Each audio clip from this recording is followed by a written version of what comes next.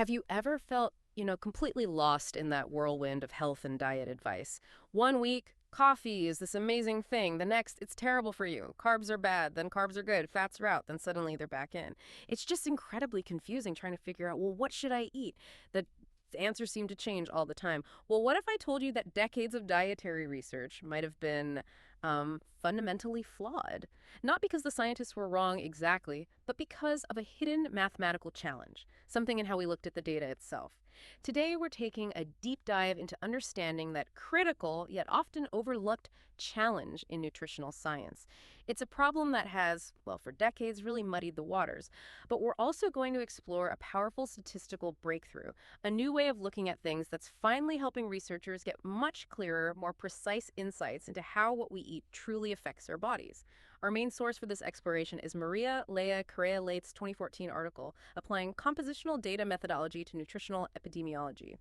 And here's the really fascinating blind spot we're uncovering. There's this fundamental mathematical issue in how dietary data has traditionally been analyzed. It makes it incredibly difficult to tell what a specific nutrient is doing, because everything gets tangled up with total calorie intake.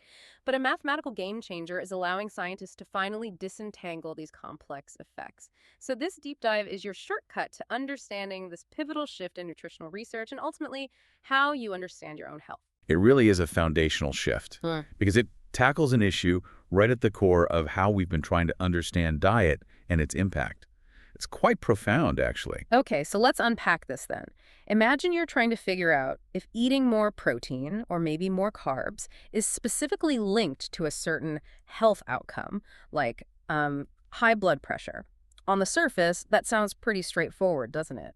You track what people eat, you track their health, look for connections. Easy. Well, yeah, but you've hit on the core problem right there. It's not quite that simple. What's fascinating and kind of tricky is that dietary data, like the proportions of calories you get from proteins, fats, carbohydrates, is what we call compositional. This means these measurements aren't independent values floating around. They represent parts of a whole. Think of it like a pie chart, okay, representing your total daily calorie intake. If you allocate slices to protein, fat, carbs, those slices have to always add up to the whole pie, to 100% of your total energy. Right, okay, so they're linked. Exactly.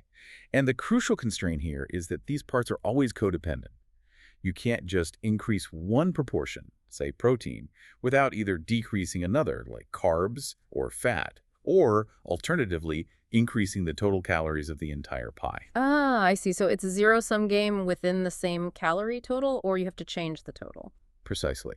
So if you decide to eat more protein, those extra calories have to come from somewhere, either less fat or carbs, or just eating more food overall.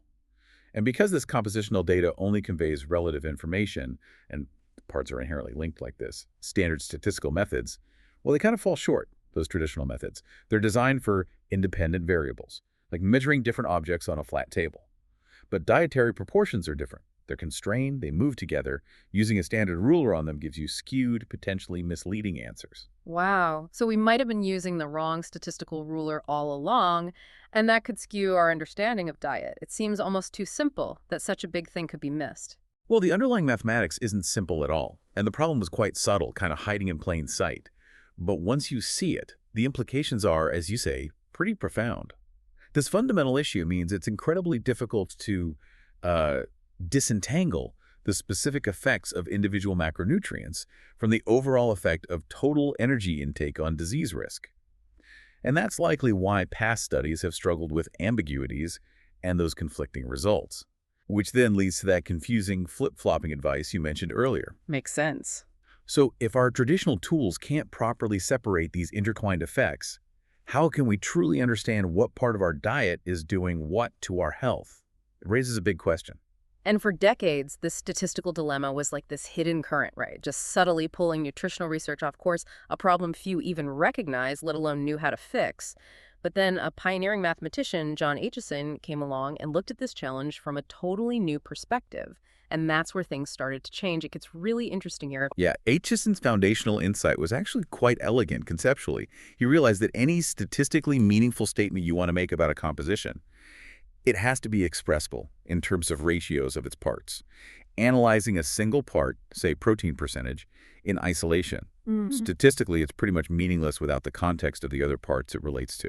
Okay, so it's all about the relationships, the proportions relative to each other. Exactly. The solution he developed involves transforming the compositional data using logarithms of these ratios. Hmm. It sounds complicated, but what it essentially does is convert the data from its constrained relative space, that pie chart, into an unconstrained normal space where standard statistics do work correctly. So if I'm getting this right, it's like we're taking this tangled dietary data Hmm. and using these log ratios to kind of mathematically unravel it That's a great way to put it, yeah.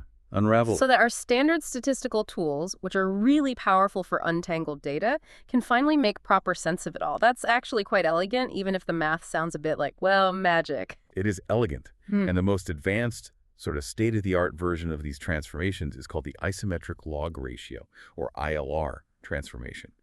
This specific method is particularly powerful because it preserves all the essential geometric properties of the original compositional data.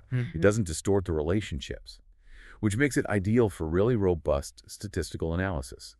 So connecting this back to the big picture, this transformation finally provides a mathematically sound way to separate the effect of a diet's composition, the relative mix of nutrients, from the effect of total energy intake. Finally separating those two things. Yes, which means researchers can now ask and actually answer much clearer, more precise questions about specific dietary components and their health impacts without getting tripped up by the total calories someone eats. It's a real game changer for understanding cause and effect in nutrition. Okay, it's one thing to talk about these, complex mathematical transformations in theory, but what does it actually look like in practice? How did using this right ruler, as we called it, change what researchers found in a real study? The paper we're looking at applied this cutting-edge statistical tool to some really interesting dietary and health data from an Italian population. Let's dive into what they discovered when they could ask clearer questions. Right, this is where it gets really concrete and exciting.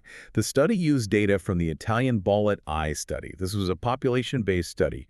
Over 1,000 people, men and women, aged 40 to 74, conducted in Italy back in the early 1990s. The health outcome they were investigating was the link between diet and metabolic syndrome, or MS. Right, MS. That's that cluster of things like high blood pressure, high blood sugar, extra belly fat. Exactly. All of those things that increase your risk of heart disease, stroke, diabetes. It's a major health concern. And importantly, in this study, they identified MS using harmonized criteria. Harmonized criteria, meaning It just means a globally agreed upon set of standards, basically. So everyone studying MS is measuring the same thing, which helps compare results across studies. So the researchers initially focused on the three main macronutrients: proteins, fats, and carbohydrates, looking at them as proportions of daily caloric intake, just like our pie chart example. Then they fitted their statistical models, but here's the key. They incorporated those newly derived ILR coordinates we talked about. the unraveled data. Precisely. Yeah. And they were also very careful to adjust for a whole host of other potentially influential factors, things like age, gender, education level, exercise habits, smoking, drinking alcohol, fiber intake, trying to isolate the dietary effect as much as possible. That's a lot of controlling. So after all that careful work, what was their first big finding using this new ILR approach with just the three big macronutrients? Well, their first key finding was quite revealing. They observed that the odds of having metabolic syndrome actually increased as the proportion of dietary protein content increased. And this is the crucial part. This was in an isocaloric context. That means they statistically held total calories constant while looking at the effect of changing the relative amount of protein. Ah, so it wasn't just eating more protein means eating more food. Exactly. It was about the proportion. And conversely, they found the odds of having MS decreased as the relative proportion of carbohydrates in the diet increased, again, under those same isocaloric conditions. And here's the real kicker. The statistical coefficient related to total calorie intake itself. It wasn't significant in these models. Wow. Which powerfully demonstrates the method's ability to truly separate the compositional effects, the balance of macros, from the effect of overall energy intake, something traditional methods really struggle to do. That is a huge shift in perspective. It directly tackles that old question. Is it the protein itself, or just that people eating more protein are eating more food overall? But, our diets aren't just three big blocks of protein, fat, and carbs, right? Can this statistical microscope zoom in even closer? Can it reveal more granular details? Absolutely, and that's exactly what they did next. The researchers refined their analysis, going beyond just those three macronutrients. They divided the total daily energy intake into 7 more specific sources. Things like animal proteins, vegetal proteins, saturated fat, monounsaturated fat, polyunsaturated fat, starch, and sugar, specifically mono and disaccharides, getting much more detailed. Okay, breaking it down further, what did they find then? Applying the same ILR methodology to these 7 components, this more granular analysis revealed even clearer connections. They found that increased odds of MS were associated with diets high in both animal protein and vegetal protein. Both types of protein, interesting. Yes. And conversely, decreased odds of MS were associated with diets relatively low in starch and sugar. Mm. What's also interesting is that the effects of the specific types of fat-saturated, monounsaturated, polyunsaturated, they weren't statistically significant in this more detailed model. Huh. So the protein and carb types seemed more dominant in this context. In this particular analysis, yes. This refined approach gave an even clearer picture, really allowing the researchers to examine the specific effect of the compositional aspect of the diet, the relative mix of these 7 sources separately from its quantitative effect, which is the total energy intake.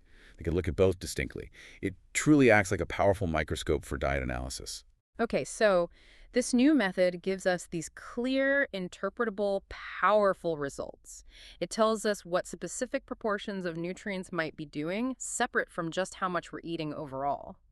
But let's circle back to why this is such a big deal. What was it about the older, traditional methods that made them fall short? You mentioned those confusing headlines we started with. Often it wasn't bad science, maybe, but these flawed traditional methods contributing to the confusion. Exactly. The traditional approaches had several inherent flaws that really contributed to that confusion and ambiguity. One common method, known as residual models, tried to isolate a nutrient's effect by statistically removing the influence of total calories first. But the way it worked, the results ended up representing the effect of substituting one calorie source for another. It made interpretation really difficult. Like trying to figure out if coffee makes you run faster, but every time you give someone coffee, you also accidentally give them new running shoes. That's a perfect analogy. You'd never be quite sure if it was the coffee or the shoes causing the effect. Plus, these residual models often suffered from statistical issues like messy data or heteroscedasticities, as statisticians call it. This uneven spread of data could lead to spurious relationships, basically false alarms linking nutrients and disease when there wasn't a real connection. Okay, so that's one problem. What else? Well, another approach, sometimes called complete partition models, simply included all the macronutrients as absolute values like total grams or NaCal per day from protein, fat, carbs. The problem here is that whenever you statistically vary one nutrient, say protein, the total energy intake always changes too because protein has calories. So you introduce what's called pervasive potential confounding. Because the nutrient and the total calories are always moving together. Exactly. It makes it incredibly hard to isolate the true effect of just the nutrient itself, because total energy and the diet's composition are often correlated anyway. For example, the paper notes that low-calorie diets often tend to be relatively richer in protein, while high-calorie diets are frequently rich in saturated fat or starch. These built-in correlations made interpretation extremely challenging. It really does sound like they were constantly trying to measure the impact of one ingredient while the whole recipe was always shifting around it. No wonder things got so murky. Precisely. And then there was one more common pitfall, the nutrient densities trap, using variables like grams of protein per 1,000 kilocal. These can create misleading associations if total energy intake itself is linked to the disease you're studying. Because total energy is in the denominator of that density variable, it creates a mathematical link that might not reflect biological reality. Right. So many ways to get tripped up. Yeah. The ILR method, this compositional approach, just neatly sidesteps all these pitfalls. It offers, formal mathematical appropriateness, and it allows for a much more intuitive interpretation of the effects. We can finally talk clearly about nutrient composition in an isocaloric context, separating the parts from the whole. And interestingly, while the overall statistical fit of the compositional models was comparable to some traditional ones, the ILR models did demonstrate a slightly better ability to explain the response based on certain statistical measures, like likelihood ratio statistics, a subtle hint they might be capturing the underlying reality a bit better. So let's bring it all together. What does this all mean for you, the listener, someone just curious about health and nutrition?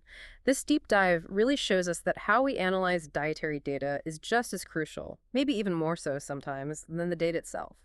It profoundly shapes what we think we understand about the link between our food and our well-being. It's not just about collecting information, it's about having the right tools to interpret it accurately, to finally cut through some of that noise and confusion. Precisely. This methodology represents a much more rigorous, more accurate way to get a handle on the complex interplay of dietary components and their impact on health outcomes like metabolic syndrome. It offers clearer insights than we've had before, moving us closer to truly reliable dietary advice. What's really fascinating looking forward is how this robust framework can be extended. The paper hints at this. The method isn't just for macronutrients. It can be applied to study the specific roles of different food sources of those nutrients. Ah, like comparing protein from beans versus protein from steak. Exactly. Imagine being able to precisely determine if protein from different origins has varying health effects, even if the total protein amount is the same. That opens up entirely new avenues for research, potentially leading to much more refined, even personalized dietary recommendations down the line. So ultimately, just understanding that this concept of compositional data exists and that methods like ILR are out there, it equips you to be a more critical consumer of future dietary research. You can start asking, okay, how do they handle the compositional nature of the data? It helps you distinguish potentially robust findings from those that might still be clouded by older, less appropriate statistical methods. It empowers you to better understand the real science behind your plate. This deep dive really does underscore that in the complex world of nutrition, and really in so many scientific fields, applying the right analytical tools can unlock entirely new levels of understanding. It reminds us it's not just what we measure, but how we measure and analyze its impact that fundamentally shapes our knowledge. Which leaves us with a final thought, maybe a provocative question for you to consider.